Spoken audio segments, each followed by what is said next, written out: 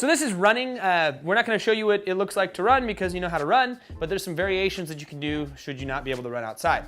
We've got running in place or jogging in place, which is basically the same thing. Work those hands, look nice and silly. It's okay, you're in your garage, life is good. We also have mountain climbers, and there's two variations you can do here. You kick out to a push-up position, and you're looking to basically bring your knee up and then push it back. Now this way, you just bring the knee up and then fire it right back. This is a little bit more windy and a good scale. This one involves a little bit more of a groin stretch where basically the foot gets about in line with the palm of the hand. Either one is totally legit to do. Just pick one for the workout and stick with it, whatever, or warm up and stick with it, okay?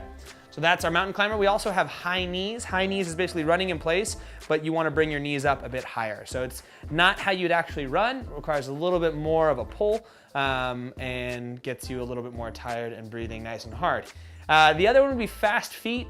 Fast feet is just picking a spot on the ground and look to switch your feet and touch your toe to that spot. You can do this on top of a plate where you're tapping your toes on top of a plate.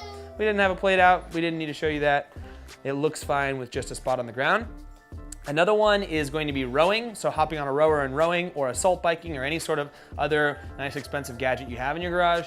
The other one would be single jumps, like with a jump rope, getting up there and just doing single jumps to get your feet going. That is our subs for running.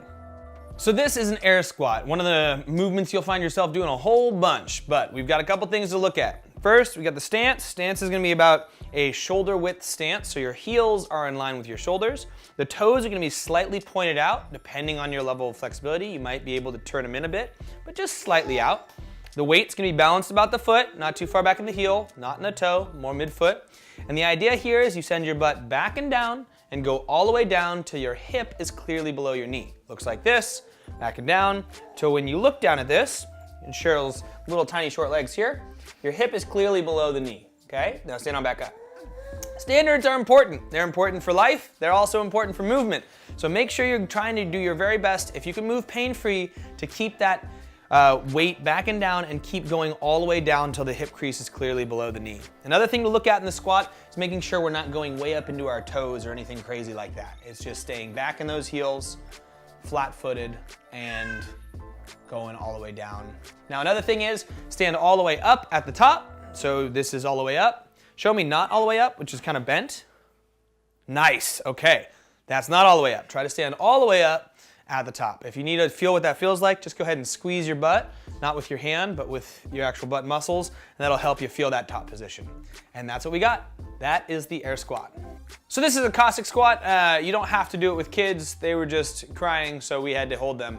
Cossack squat is basically, it's a hybrid between a lunge and a squat. You're basically keeping the same points that you would have in a squat, a flat foot, weight back in the heel, the hip crease going below the knee, but you're taking a wide stance and you're kind of doing a side lunge, if you will. So you go all the way down to where your hip crease goes below the knee on that side, and you stand all the way back up. Now Cheryl's shifting to the ball of the foot a little. I think her weight was shifting on her just a little like on that one, but she basically sends the hips back, reaches down. You try to keep this other leg straight. She's keeping her foot flat. That's pretty gangster. Another way you can do it is turn your toe up. So you basically shift your foot up like that and then come there.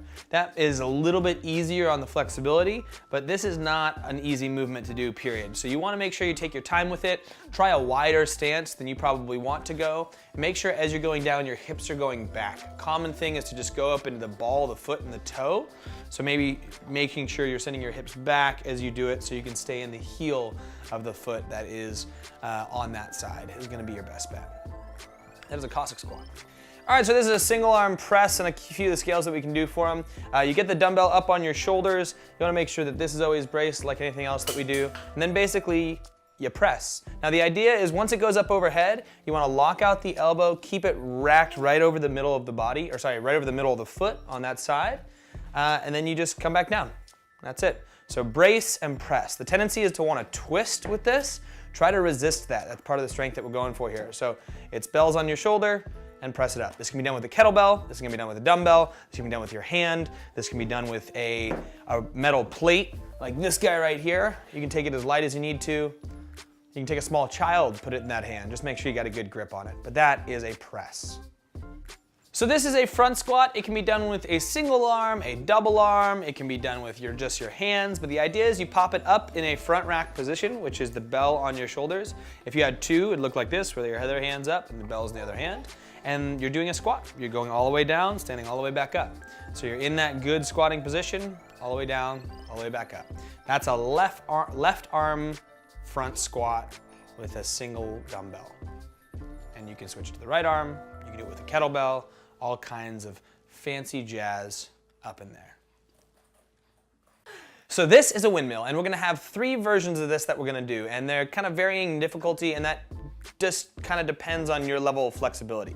The first one we're gonna show you is with a bent knee. So you take a wider stance than you normally do, you pop a weight up overhead, you look down your arm or up your arm, however you wanna view this, and then you basically bend one knee and reach to the side. So it's the opposite side that you have up. You reach down, you try to touch the foot or the ground, and then you stand back up.